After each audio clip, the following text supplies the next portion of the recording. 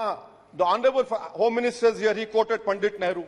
Let me quote what Nehru said in 1930, in Ludhiana State People's Conference in 1939.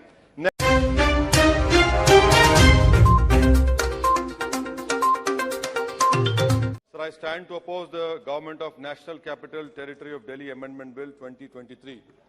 Sir, let us deal with Article 123.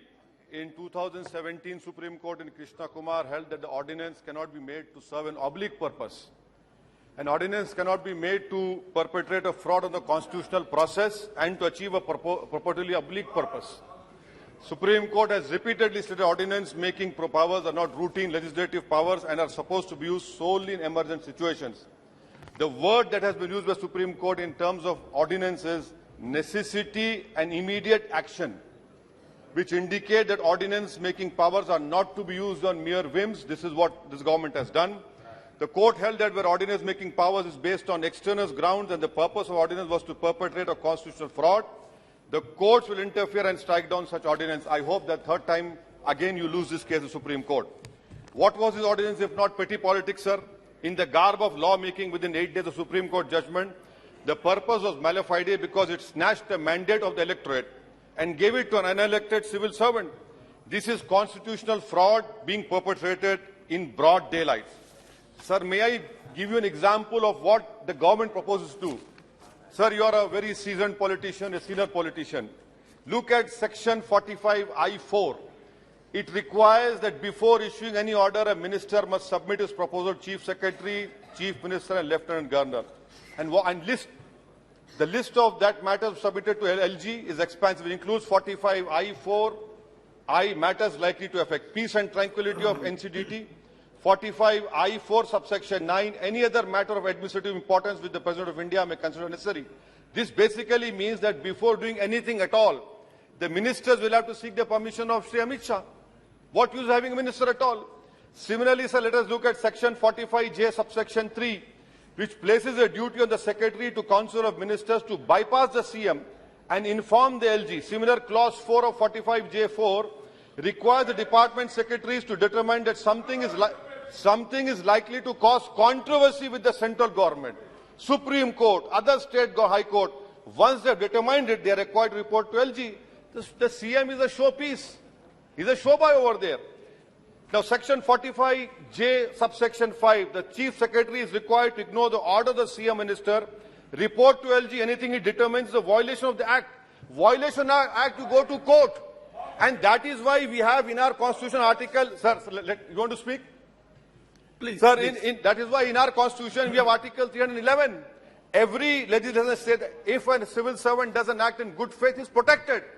But you are saying that, oh, if you should determine what is violation, then why do we have courts? Let us go close down the courts.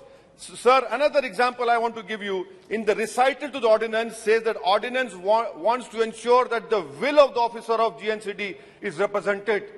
Sir, officers have no will of their own. The only will that matters in our democracy is the will of the people that is expressed through elections. This bill which you have brought is horrible, absurd, sir. I mean, this is patently absurd and horrible. Now, sir, it violates the principles of federalism. Why I say elected government is being provided for, but the administrative officers under it are answerable to the union government.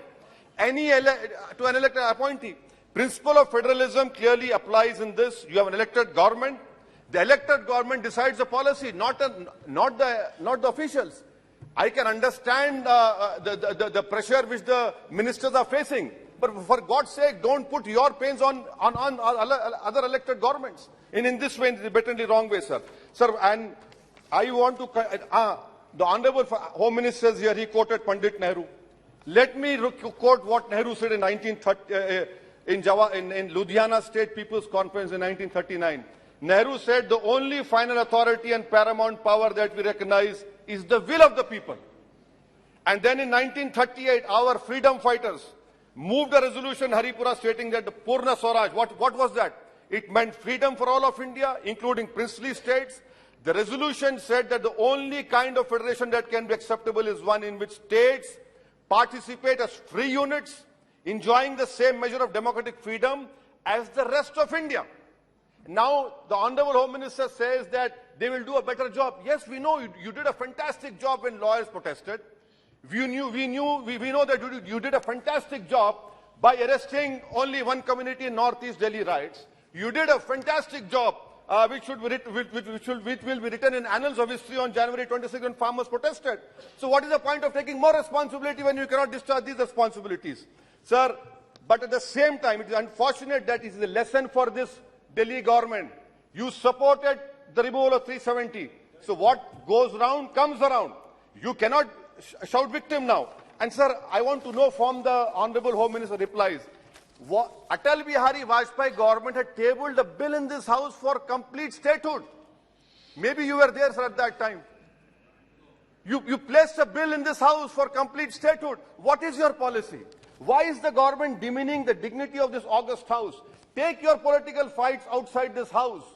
We want to know what is your position on that, sir. And also, sir, please, if you want to end this farce, remove our 69 amendment. Remove this farce. Remove our 69 amendment. No need of that. And lastly, sir, why are you opposing this man? He is your genetically modified product. He came out of your think tank. What went wrong? I'm surprised. We knew that he was your man. He's still your man. Ideologically, he's the more closest to you.